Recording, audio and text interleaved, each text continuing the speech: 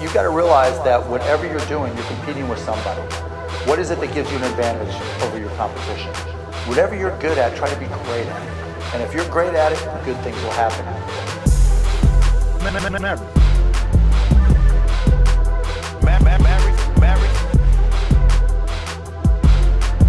Maverick.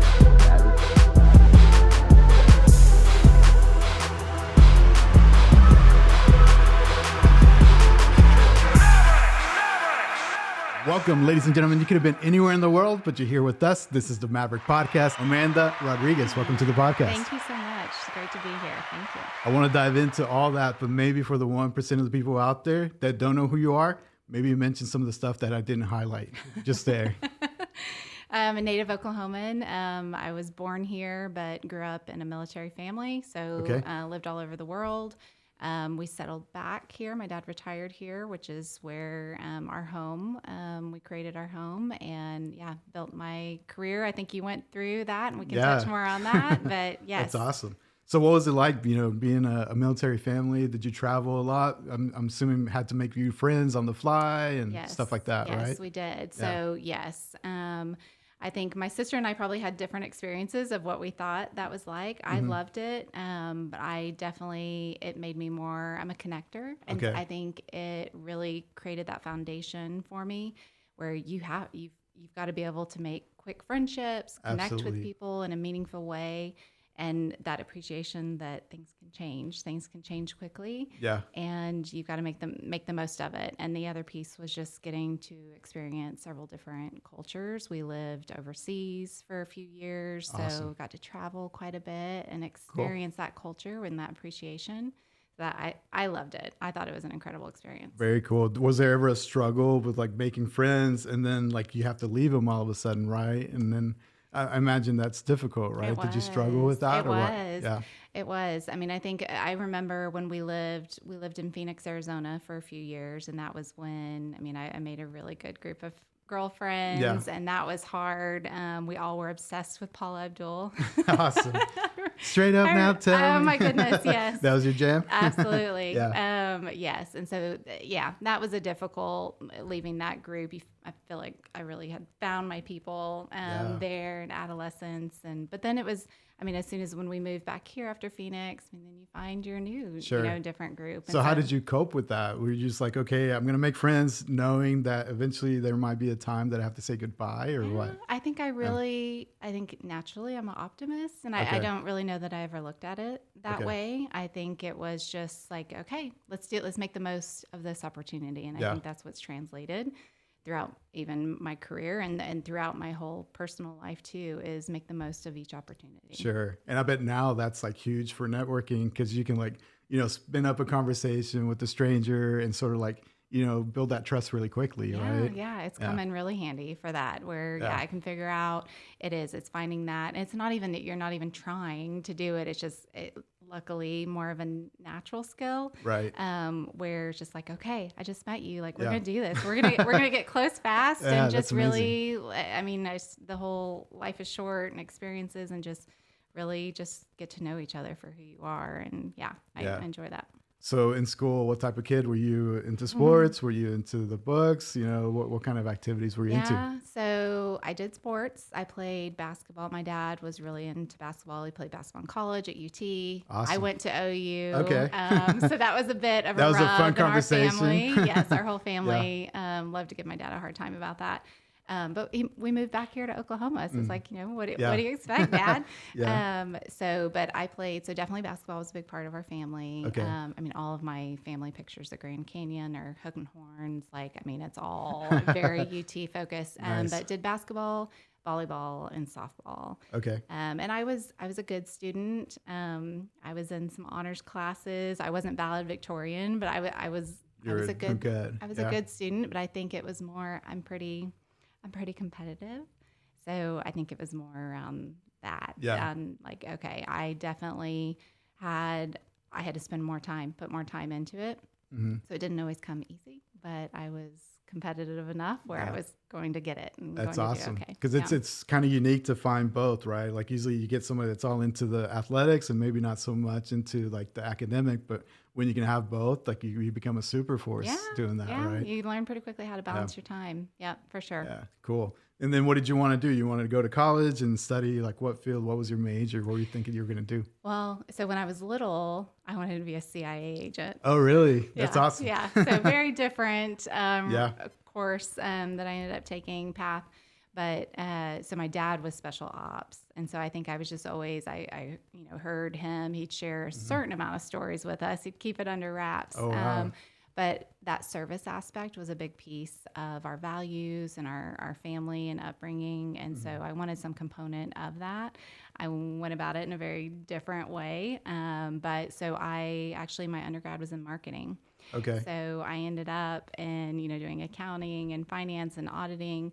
But my undergrad, was in marketing and something I was pulled to more of the creative aspects. And so a very non-traditional course that I ended up taking, but I went back and got my MBA. And really, I think that that's what allowed me, having that marketing and more creative background, allowed me to be more successful, or not more successful, but successful in my field.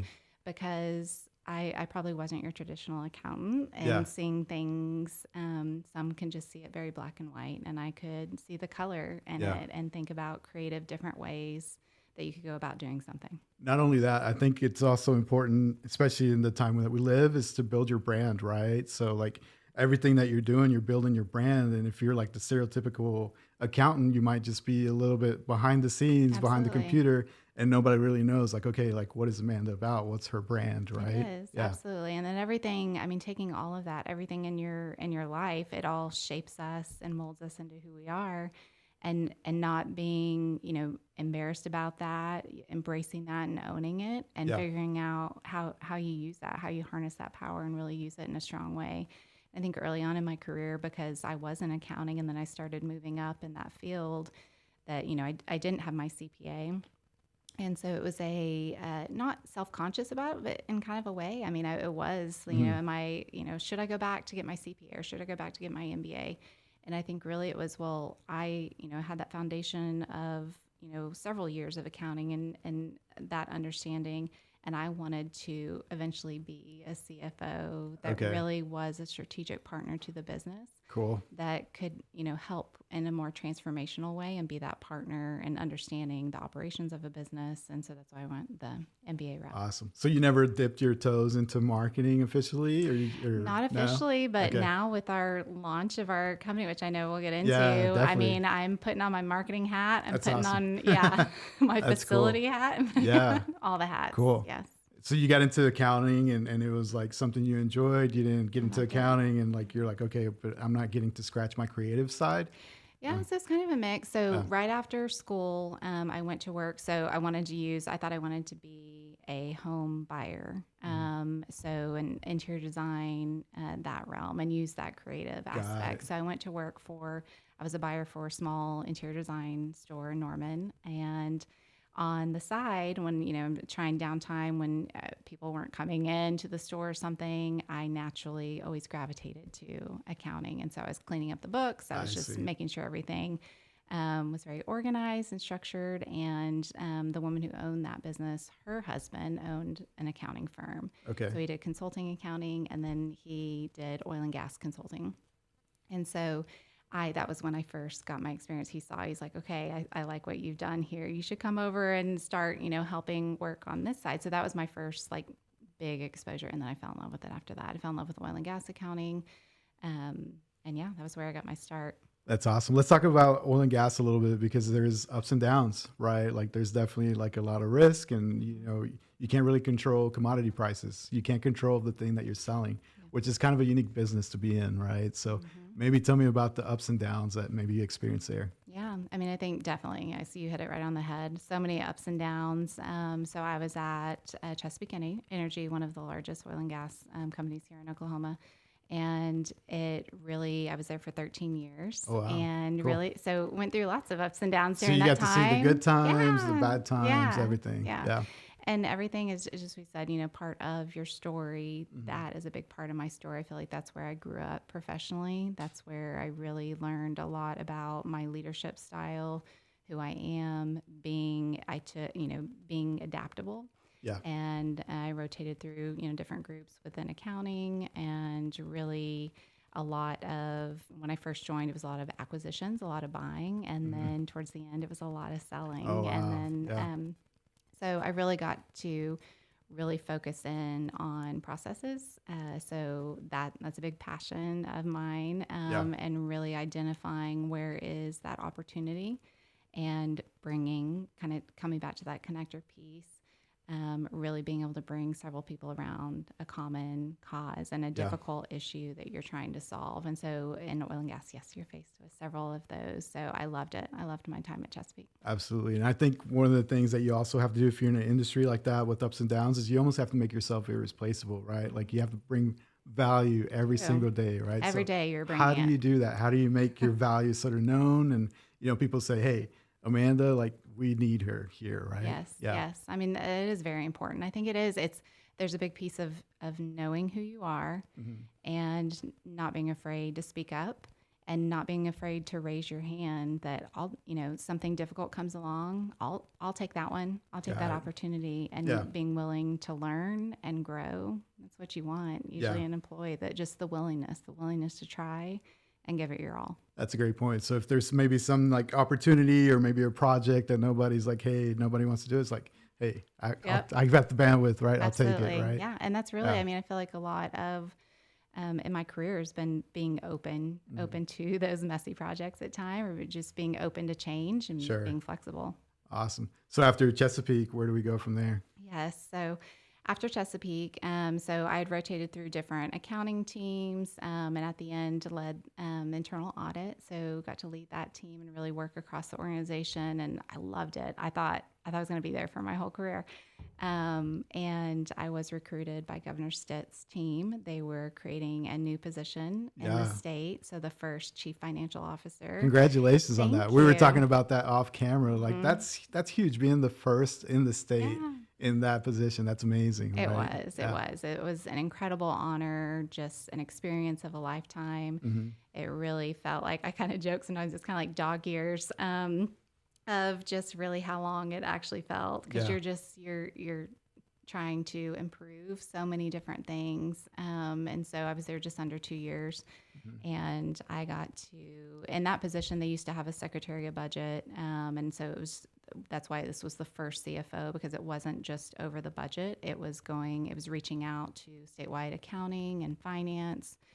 We had a central grants management office. It was all encompassing. So more like a strategic, more the way a traditional business might operate, basically. Yes. Right. Yes. Okay. And so I was partnered. We had a COO, a chief operating officer as well. So it was taking that business mentality and applying it at the government, at the state level, and really trying to use those principles of how can you, bring people, rally people together. I mean, there's over 300 state agencies. Yeah. And that means over 300 finance directors or CFOs at those individual agencies that you're charged with trying to bring them together around a common cause. And that's a big feat and task. Especially if you're the first, right? So you're kind of like building the airplane as you're flying it. Yes. You're kind of like building all the process, and like you're basically building your position as you're in it, right? Yes. And I think honestly that was a big piece, aside from the service aspect and getting to have a position drawing back on, okay, this is where I get to serve. Yeah. I get to serve my state in this capacity. It really was, okay, I get to, create this. And that's my favorite thing And so when we talk about the creative aspect, it doesn't always have to, in my opinion, be straight. I'm going to paint, I'm going to sing, I'm going to do different things. There's different ways on being creative. You can be creative on the business side and the process side. You can, and how you view it. And I love, it was fun getting to launch, the vision and strategy for the state and work with the legislature and negotiate the budget, and that opportunity to where you can help go in and fix processes and really bring people together for the betterment of our state. Absolutely. It's a pretty cool job. What about the rhythm and the pace, right? Because Chesapeake Energy, it's go, super fast, right? Maybe there's not even a process and you just have to get stuff done, right? And then I'd say more traditionally, government, you would think, runs a little bit slower. Right. So was there a different pace there? Was it hard to adjust or what? Yes. Yeah. Cool. Absolutely. A very different pace on that. Yeah. But I think I think the biggest piece why sometimes some pieces it's just how it's structured and that is what it is. But there are still ways that you can impact that pace. And that is really trying to bring individuals, together and really, be able to paint a compelling story and why you want this to occur. So but it definitely slower and different. Yeah, I bet. Yep. So then we go to this global consulting firm. Is that where we go next? Yes. Tell me about that. It sounds like you kind of had to like build it from the ground up. They didn't have a presence here in the state. So they had they definitely had a presence here, but they didn't have an actual home base office here. And so they had approached me about coming there, and it was an incredible opportunity to continue serving the state and bring this global consulting firm here to Oklahoma. Yeah, that's awesome. What that could mean to help the businesses of Oklahoma. So that was an incredible opportunity to help our leadership team bring that office here and build the team out and build the strategy for what that looks like here in Oklahoma and continue serving so many companies. And I got to circle back to several of some of the oil and gas companies that I had worked at, cool. and had relationships with. So it was an incredible opportunity there. Yeah. My understanding is also you got to do some cool travels with them along the way, right? Yes. Tell me about that. Yes. Yeah. So my favorite was going to India. Awesome. And so Accenture has a very large presence in India and an innovation hub. And so we got to take a client from here in Oklahoma over to India and check out the innovation hub and get to meet their offshore team that they were utilizing. And so I had about 150 offshore team members over there that I'd been interacting with online, and then to get to meet them in person. Sure, that's awesome. And it made the experience, not only are you going over there and obviously we're working and checking out all the latest in technology and innovation, which was so incredible, but you're also getting a firsthand experience at their culture. Yeah. And so my team members, they took me firsthand to experience some of this, and it was just awesome. So you got to experience the food, different aspects, travel around the city and stuff. Yeah. It was wonderful. Amazing. The traffic was crazy. I bet. Yeah, for sure. I think I had my hands dug into the side of the car the whole time. But it was so neat. And that always is, favorite thing about traveling is where you can truly immerse yourself and really feel the culture and the food and the clothes and everything. I mean, they say incredible India, and it was absolutely incredible. What do you think is the biggest challenge of having maybe offshore resources like that, right? Because now it's pretty common to do, Zoom and everything, have people that are located different places and do remote work basically, right? Yeah. But what's the biggest challenge in doing that, do you think? I think just trying to maintain those connections, and there are cultural differences in that as well, and being mindful of that, and being mindful it may not, everyone may not feel comfortable coming on camera, and how do you navigate that? Because it's harder to connect, and it's harder to connect, especially when you're halfway around the world, right? And so there's difficulties in it, but I did get to see firsthand that it works very well if you are intentional around it. What about building a company culture and getting people, to believe in the mission? Was that pretty doable? Mm-hmm. Yeah, I think trying to really, the good thing, Accenture is massive. I mean, it's over 700,000 employees in over 100 countries, and so they already had. I was lucky in that fact that they already had a very strong, vision and mission. Just an incredible consulting firm, and that was the amazing piece that I got to learn from one of the largest firms in the world on how they deliver with excellence and wanting to make sure that that's what we deliver with. Yeah, awesome. And then you decided to take the leap of faith after that. Is that where we go? Yes. Right. So we go into LYT Consulting. Tell me why the name LYT. We were talking that. I thought it was lit when I first, because the spelling kind of makes it seem like it's lit. Right? You could go either way. Yeah. So we spent a lot of time. So I founded LYT with a longtime friend, and I worked with a coworker, TJ Nance. I'd worked with him from our days at Chesapeake. He also was at Accenture. And we've known each other for years and really complement each other with our skills and expertise. And it's just important to make sure that you work well with somebody as well, personality-wise. So I think we balance each other out pretty well. Yeah.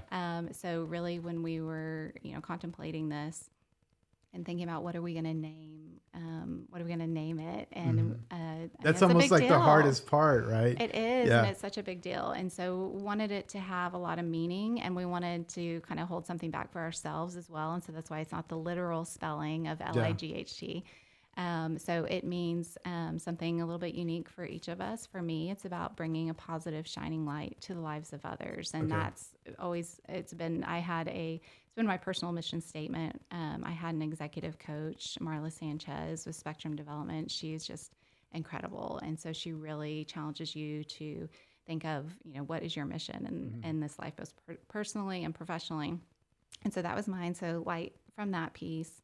And really our mission is helping clients see what is possible. So thinking about those opportunities and really helping guide them with that. Got it. And for my partner with TJ, it's more about carrying that heavy load and keeping it light for our clients. Okay. Cool. So there's a lot within that. I was also named after, there's an old country song, Don Williams, Amanda, Light of My Life. Oh, really? And so it was just all these things coming together. The stars kind of aligned. We're like, it's light. Yeah. It's light. Yeah. Yeah. That's cool. And then the special spelling, I guess, is easier for branding too, and domains and social media across the board. Yeah, stuff and I wanted something right? shorter and crisp, and like I said, not so literal, where there was meaning and create a conversation around what is that? What does that mean? Yes. Were there people, either friends or family that thought you were crazy, and you're like, "Hey, I'm going to do this thing," and they're like, "Why are you doing this?" That, to me, that's like the biggest, like taking that initial jump. Is always the hardest, right? So walk me through that, because I'm still afraid to this day to take that jump. Mm-hmm. I mean, it is. I think you start out. I would have never thought that this is where I was at. I wouldn't say I was a natural entrepreneur. I think that came over time with confidence, and confidence for me comes with knowledge, and not that I am absolutely equal parts terrified and excited. We just launched a month ago, so it's very fresh and new. Yeah. But yes, I think it's interesting, because I thought more people my family would be more surprised, but my whole family was like, it's about time. No way. Yes. And I so was they like, kind of saw this coming, really? I guess. I just, but you work up this, all coming from corporate standpoint. Sure. And so, I didn't think this would be what it is, but I really wanted to create something where taking all this knowledge that I've accumulated in my career and be able to still serve the state that I feel so, proud to be a part of, that's growing and so many opportunities. And how can I still serve that in a meaningful way? Cool. How can I take all of those skills and help businesses grow stronger, face their solve their most difficult issues? And still feel like you're giving back in that. And so they weren't surprised. Something I really had thought about doing for a bit, but just wasn't sure if I was confident enough, to really pull that trigger. And you step away from 401k and right, and a steady paycheck. Yes. So a lot of people say that maybe start off as a side hustle, you build it up as you're doing your 8 to 5. Yeah. Did you have a foundation set before you took the leap, or you're just like square one, we're starting off, or what? Square one starting. And I think because I was at a consulting firm, so it would not have been ethically right for me to have any conversations or do anything until I was fully left and started this. So no, we started square. Wow. So that's super scary. 0 ground level. We came in our first day and set our laptops down, and we were like, okay, what do we do? What do we do now? Yeah. This is crazy. Yeah. Yes. But it was such a surreal moment, because when I was a little girl, my mom, she was in finance and banking, mainly banking her whole career. And, I think back of what, yes, I want to be a CIA agent, but that was my dad was like, no, you're not doing anything like that. But I loved playing business. Okay. And so my mom would bring home old forms, and I wanted to play business with my sister. And so that was the thought that was going through my mind whenever we, sat down. I was like, oh my gosh, maybe this was all meant to be. I'm playing. That's pretty cool. Yeah. Did you start off with the office and everything, like day one, or you work from home? We've got, we're in downtown Edmond right now. Okay. We're above a coffee shop. So real fun, modern space. Yes, cool. It's a little too convenient. I am definitely a caffeine. Yeah, same. Being, yes. So a little too convenient.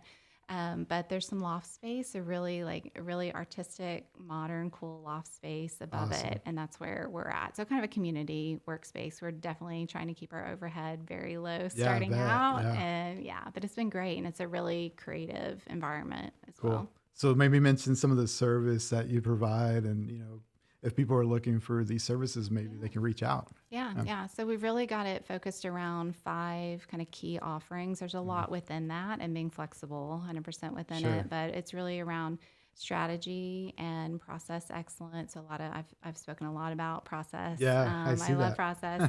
I love strategy. So it's a lot within that space, and helping companies develop their strategy and, really their KPIs, things that you can really execute upon that, and looking at your processes. Are your processes allowing for you to execute on the strategy? Okay.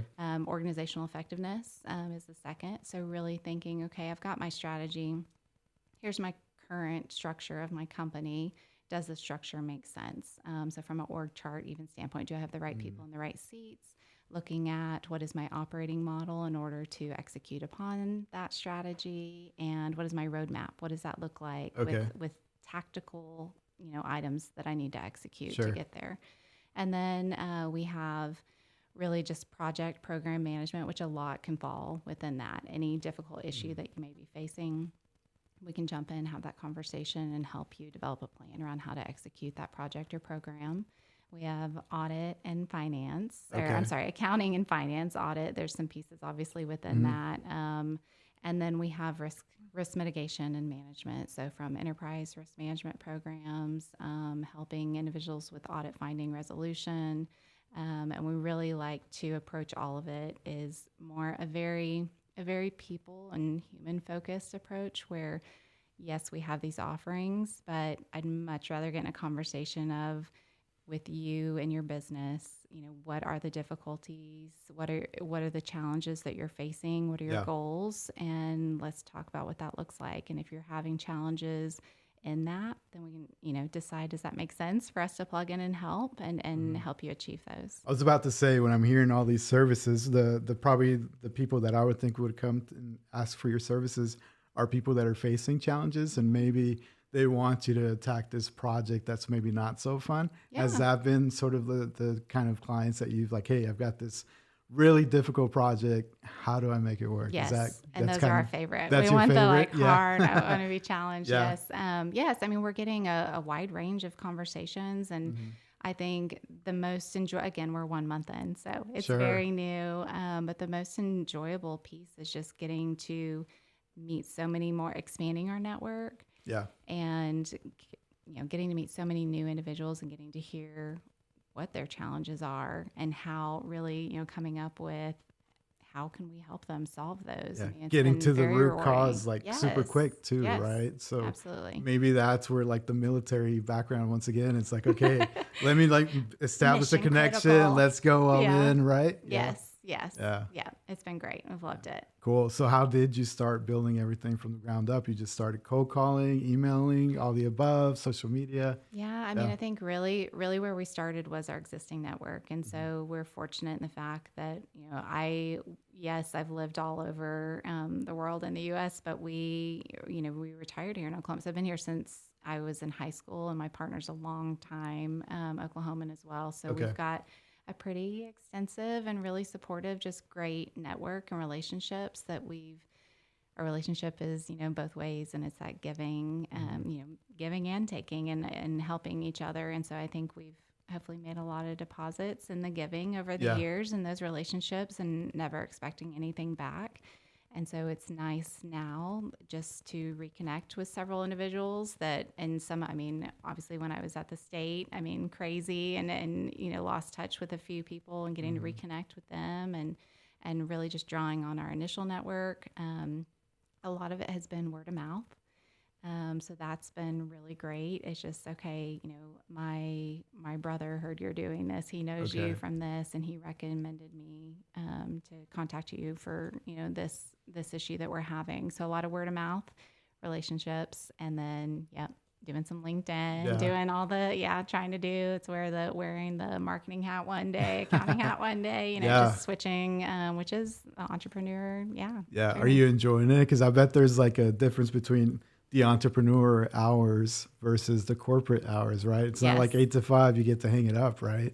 Absolutely. Yeah. It's just, it's all hours initially, but I think that's why it's so important to try to know yourself and know what your passion is and really hone in on that passion, because if you're doing what you're passionate about, then you enjoy it, and it doesn't feel like it is crazy hours. But yes, it's going to be. Going back to your comment, does it sort of like, now it like makes sense when you were saying, as a little girl I used to pay business, and now you're getting to actually do it. Like, it's like, okay, this is what I'm meant to do. Yes, does it feel like this is like your thing? It does. It does. And I think that's the best way to describe it. It feels like, okay, I've done so many, been in so many different roles, and I never would have thought my path would have taken me where it did. But I think it all, being open to all of it, I think is what led me to this is what I'm supposed to be doing. Yeah. You mentioned in our communications back and forth that there was sort of some pivotal points where like non-negotiables from your perspective led you to your career you're at now. Maybe tell me something about like those non-negotiables and how that sort of like guided your career path. Yes. So I think, and I take that back to when I had executive coaching. So I can't recommend that enough, because it really walks you through, just a better understanding of who you are. And if you can't have an executive coach, and it's not, accessible to everyone, just the reading and trying to consistently learn, more about who you are, and trying to find that. But I think that going through that process and understanding ahead of time what my non-negotiables were. So when I was faced with difficult situations in my career, I didn't have to process the situation. Plus, is this tied with my values? Is this a non-negotiable? At what point does that warrant a conversation? Or at what point does that warrant, that's an exit? That fully crossed the line, and that's an exit. And I'm forever grateful that I was able to work through that process, so that I knew when that time came. There was no thinking, really pausing. There was thinking involved, but no crazy pausing of just, what do I think about this? And it's strength in who you are, strength in your values, and your non-negotiables, for sure. I think one of the things I struggle with is knowing when it's time to like maybe grow or leave, right? Like, how do you know, okay, like I kind of maxed out here as far as like where I'm going to go, either career potential wise or, just as a development, career development, my personal skill sets. How do you know? Have you like had any sort of like maybe some insights into that when you're like, okay, maybe this is an opportunity to grow. I need to like, basically make a move here. Yeah. Right? I think really, I think you can feel it in yourself on just when you get idle. And that's always, and I prefer to be very busy. And so when I start feeling those moments of like, okay, I'm not growing. I'm feeling idle. That's the opportunity where, okay, that means I've got a gap. So how am I going to fill that gap? Does that gap mean I'm going to grow on this? I'm going to try to learn this new skill in my free time. It doesn't always mean moving on to changing your career or changing your position. It can be just, okay, sometimes a gap is healthy and sometimes a gap is good. It's how you use that gap, and are you using that gap for learning and growth. And I think that's the biggest key, is that you're always moving forward. You're always stretching. And honestly, even this experience of starting LYT, like I am drawn to doing the uncomfortable. I never thought I was going to be, CFO of the state. I never thought I'd get to work at a global consulting firm. I never thought I'd start my own firm. All of these things, if you would have told me years ago, I'm like, what in the world? Like, no way. Whose life is that? Right, whose life is that?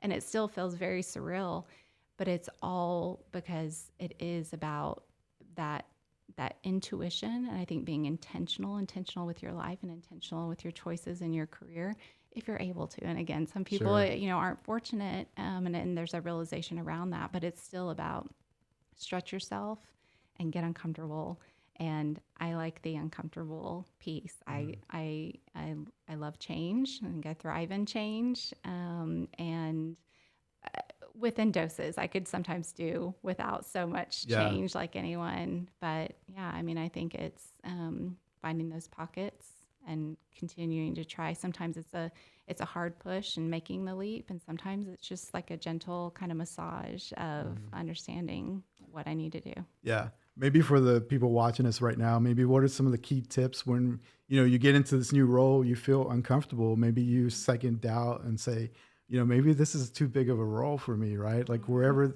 a time in your career where you're like uncomfortable and you're like, okay, I don't know about this. Maybe what are the tips to like get over that and like, okay, I got this. It's no big deal, right? Yes. I think every time I've made a change, I'm like, oh my gosh, what did I just do? But it's all with, yes, I say I'm open to change, and yes, it's that sometimes you walk into the, oh my gosh, but it's also about taking intelligent risks. So I can say I like change, and I can say, yes, like, let's do this. And it may come across that it's like, go, go, go. But there's actually been a lot of, back end kind of thought around it, and having kind of some of that training and risk, and that it absolutely is more around it's understanding the risk, thinking about your mitigation plans, and then it's about taking intelligent risks. And that's also from what we're trying to do with LYT, is helping our clients help, push that envelope, but we can help guide them in their strategy where they push that envelope, but help them with those guardrails of what knowing the risks and what the intelligent risks are to take. I see. Do you have any favorite books or maybe favorite podcasts that you listen to that have, sort of helped you along the way to like up your skills, or maybe listen about other founders and how they overcame some challenges, anything like that? Yeah. Oh, it's hard to say. I mean, I love like Brene Brown. I love that. I'm very probably relationship driven and focused. And so cool. I love how she speaks about her topics. I love leadership books. Usually I'm not really a fiction. I'm definitely am on skills, and it's not very exciting to I'm the same way. But it's definitely more, if I'm going to spend my time reading something, I want to try to get something from that. Yeah. What about podcasts? Do you listen to a lot of podcasts or anything like that? Or? I don't. I'm embarrassed to say. Okay. That's kind of been my hack, is like podcasts and even Audible books. Yes. Right? Because you can sort of multitask, and you're like, learning about new things, but at the same time, you're able to get other stuff done, right? Yeah, absolutely. Yes. I've dabbled in a few, but I haven't found my one. Maybe this is my one. Yeah. Awesome. So what has been sort of like the goals that you've set? Because, in the short amount of time that I've known you, I know you've got some goals set for LYT. So what are maybe some of the short-term goals and maybe long-term goals for LYT? Oh, gosh. Put you on the spot here. Really, I mean, if I pull back fully holistically and I want to look at what this experience is and really what we're able to do, it is making an impact to our community. That's a lot about what we're focused on. And sometimes that impact is small, helping a nonprofit and really trying. It can be a small nonprofit, it can be a large nonprofit, it can be a large industry. But it's just about, I hope that, and I feel confident when we look back on this, we were able to help in a meaningful way, and not just about, yes, we want to help companies, increase their revenues, different things like that. Like, that's very important. But we also want to help in the other things, and some of that comes from you feeling like you've been able to achieve something in your work. You are facing a difficult issue. Doesn't mean you have to face that alone. You can bring someone in to help you, and there's still that achievement and gratification when in it. So I think a short term that we are definitely doing that we are following our purpose and our mission.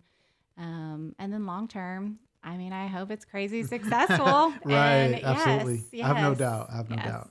Is there sort of a target, employee size that you're targeting, or it sounds like it could be, small to large, or your game either way, right? Yeah, we're pretty flexible in our model, and really initially looking at, I mentioned keeping G&A pretty small, looking at a subcontracting model, But absolutely, I mean, our goal is to grow. I mean, we don't expect this to be this massive consulting firm, and we want to keep it a smaller group, but being open to what that looks like. And really, we are not focused on a specific industry. Our offerings are pretty broad as well. We're really letting the work take us where it takes us and seeing what that is. And then if we need to take a dose of our own, medicine and strategy and say, okay, do we need to look at our strategy again and pivot? Most of the work is coming from this industry, and most of the work, is in this area. Do we need to take a look and maybe hone in and focus in on that a little bit more? But really being pretty open to what that looks like.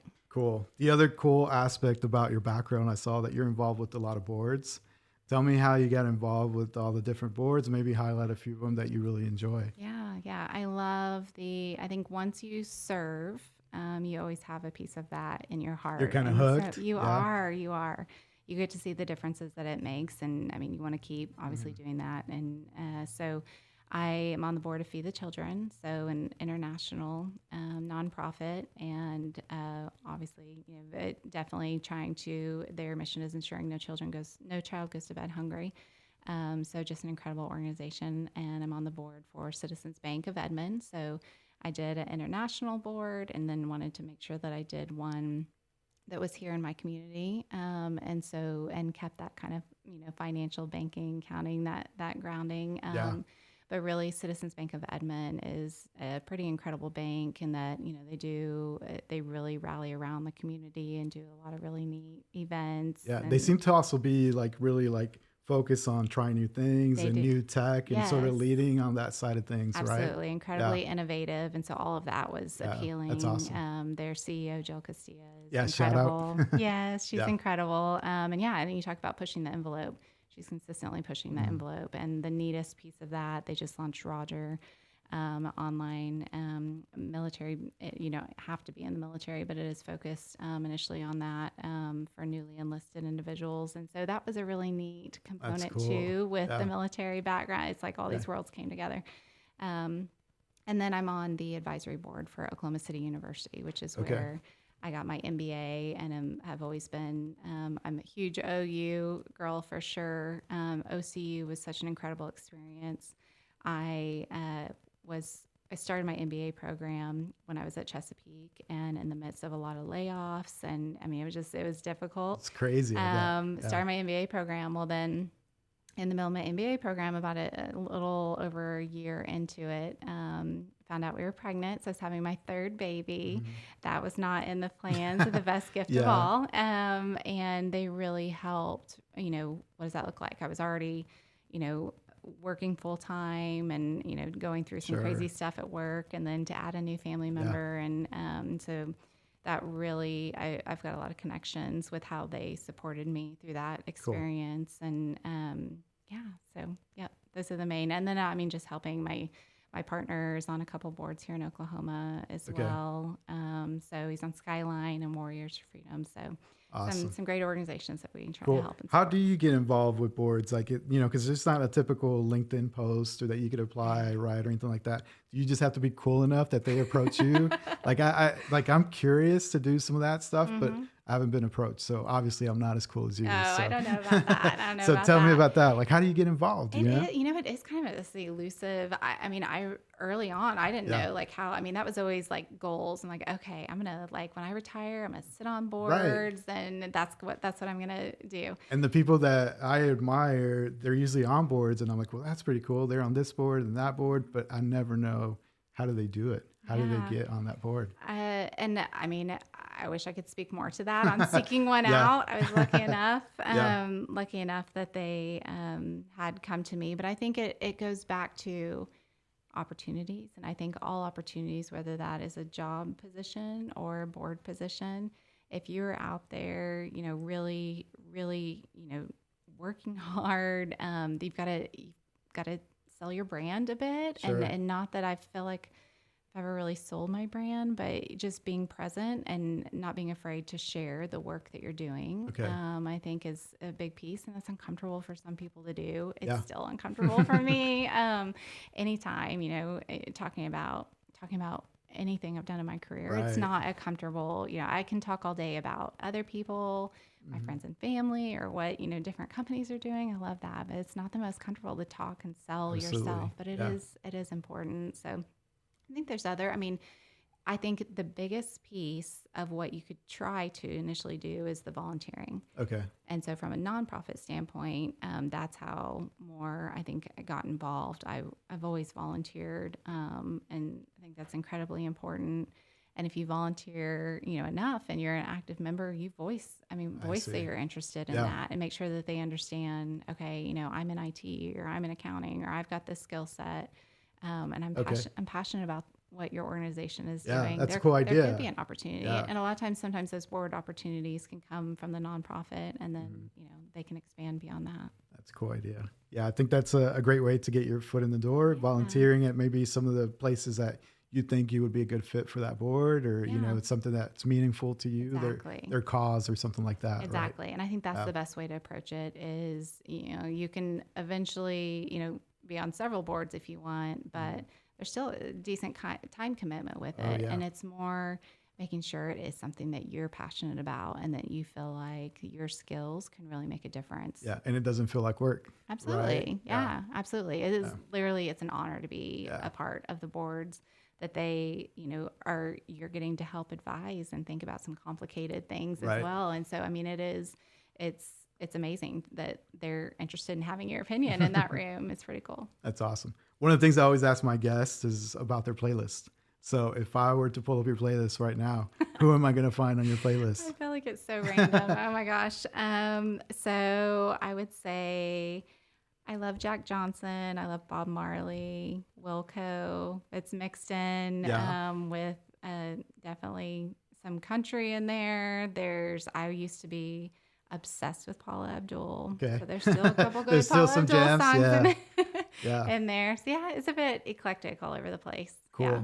Are you a person that enjoys having music in the office while you get stuff done? Yes, I definitely, when I'm getting ready in the morning, that's kind of my wind down in the evening is taking a bubble bath and listening to music. While I'm working, I like to have, something playing. I definitely need something in the background. Yeah. So is there like a light playlist in the office that you get to control? There is not, but I feel like now I need to create that. I think that would be pretty cool. Yes, I totally need to do that. And you could, give insights of like, hey, this is the type of person. Because I always, I'm curious about people's music taste because I think you can tell a lot, with what they listen to and sort of what they gravitate towards. Absolutely. Yeah. I know. We love going to the beach. And so I think I gravitate to some of that like chill beach vibe, which I think is why I like the Jack Johnson and Bob Marley. It's anything that has that vibe of the beach is definitely my favorite. What would you say is maybe some of your hobbies when you do have spare time, right? I don't know when you would with all the boards and your startup and everything, but maybe do you have any hobbies? Yeah. So I love to bake. Okay. I love baking. I love playing tennis. My husband is very into tennis. So he's playing any second that he can. And so it's fun. We just got back from New York a couple weeks ago and we got to play at Arthur Ashe Stadium together. Oh, wow. That's amazing. Their tennis courts. And so that was definitely a bucket list for us, just a really neat experience. So I'd say those two. And then I've got 3 kids, 2 girls and 1 boy. And so my girls are big dancers. They dance competitively. And so we're doing a lot of that. So that naturally becomes kind of one of my hobbies too. Any dancing to Paula Abdul songs yet? Or they don't love Paula Abdul. They don't like her? What is the deal with what's that? What's up with that? Yeah. Jeez. Yeah. I love it. Cool. So maybe, outside of that, if people are watching and maybe they're like, hey, this is cool, the path that she's taken, maybe what's some advice for them to sort of like figure out who they are, where they best fit? Because it sounds like everything kind of connected the dots along the way. It kind of looking at it from the outside, you wouldn't think, but I think every step like guided you to where you needed to be. It did, yes. I think it's a beautiful way of looking at it. And yes, I think a couple of things that we hit on was just be open to opportunities. Mm-hmm. I honestly I've never applied for a job, and that sounds crazy say, maybe a little embarrassing to say at the same time. I mean, that's kind of a cool thing to say, right? It is. Be authentic. And I think that's been, my guiding compass is I am who I am in any situation. Be authentic, be yourself, And so I don't have to worry about, which Amanda am I being, or, what am I doing? This is who I am. Yeah. And making strong connections. I cannot emphasize enough that your relationships and connections, they're meaningful for you just to have, and that support mechanism. But sometimes they come back around too. And it's great for you to be able to help those individuals. And one day maybe, there'll be something that you may need. Definitely. And that's rewarding. So yeah, not being afraid to take on the messy stuff and just be open to each opportunity that came along. I was like, what? Why did they think about me for this? Or how did that even? But just being like, okay, yeah, let's do it. Yeah. Let's do it. I'll try it. So how do you put your voice or your brand out there to people to identify, hey, I've got this role or I've got this opportunity. This is a good fit for Amanda. How do you sort of put that out there into the universe? Right. I don't know. I think it's through, most of it's been word of mouth, where it's literally been a friend or a former boss or a mentor. I think having a mentor as well, if you can really find someone that really is willing to, pour that time into you, then that is invaluable. I mean, it's just so powerful to have that and have a network of individuals that you trust and can bounce ideas off. Absolutely. But honestly, that's been more where it's come from, is from that network. I really just started using LinkedIn just here recently, like within the last couple years, more heavily. So, but I think that is absolutely, I think now, that is absolutely a great resource. And you have to get, when I, speak about the uncomfortableness of, talking about things that you're doing, but posting about going to a conference or posting your thoughts on an article or those kind of things. It's about getting, your thoughts out there and expressing, what you're passionate about, and that you're not only passionate about it, but that you're, taking part in the activities that are around that. Yeah. Yeah. Okay. I hate to break it to you, but I think maybe now with LYT, you're also going to have to probably explore other social media, like TikTok, like Instagram, and build that brand, right? And the voice for LYT itself, right? Absolutely. Yeah. Absolutely. Does it sound like you're a fan? No, I am personally, but yes, we need someone. Yeah, we need a marketer to do that. But yeah, you underestimate the amount of time that those take, job. Yes, and the content creation. And I know you absolutely get it with what you're doing, but because it is about your brand, and are you telling the story well enough about your brand and really what you're about, and how you go about getting that message out there. For us, it really is, since we are very focused on Oklahoma.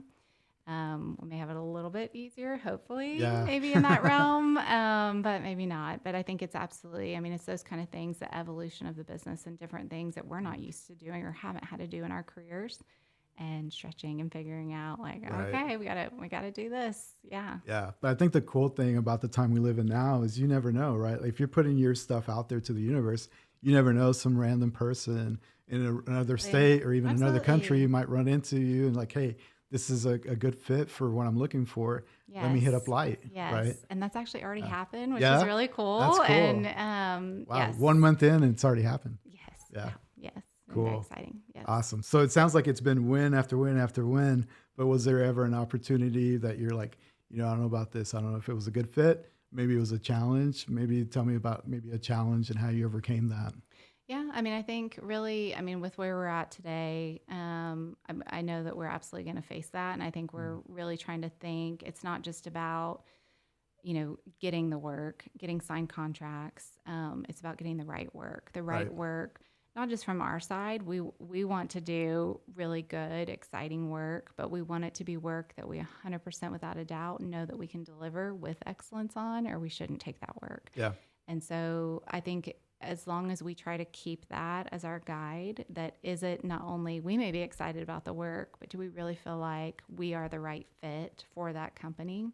And being okay with saying, you know what, we think you should go to one of the big fours. That's going to be hard. It is going to be hard, but I think you're new and you're like trying to drive business and pushing work away. It's going to be hard. Yeah, because you're like hustling, and it's just it's you just want to say yes to every opportunity. Yeah. But knowing that there's going to be work that is better suited for larger firms and our resources, to make sure that we are referring that way and building that up. And it's really been a mix from, our meetings. It's been a mix between, prospective clients, between building out our subcontractor network and who could we pull and leverage depending on the work that comes our way and making sure we understand what that looks like. And then also looking from the partner referral standpoint is, who from small, medium to large shops, understanding their expertise and does that make more sense to send that opportunity their way? Yeah. And hopefully the other piece is them understanding as well what we're doing. And hopefully, if it's a smaller company or something that's not meant for one of the big fours or anyone else, that maybe they could send it our way. Yeah, that's very cool. Yes. That's a great way to think of it. One of the things I always ask my guests too is to tell me something about themselves that most people don't know about. So I'm going to put you on the spot here. Okay. I feel like I've already shared pre-call. Okay. No, it was, I think really the living kind of I think that was a unique part, living all around the world. Not everyone probably knows that about me. I used to say this one's a bizarre one. I get embarrassed saying it, but I love the smell of skunks, not for the reasons of now that you smell. Yes. Really? Yeah, I don't know. It's bizarre. Yeah. All right, cool. Yeah. That's awesome. All right. So I'm going to give you the spot here to plug in your socials, your website. Where can people find LYT, right? Because it's a great opportunity. It sounds like you guys have a great mixture of skill sets that you can bring to the table. And it sounds like you want to tackle those challenging projects, which is amazing.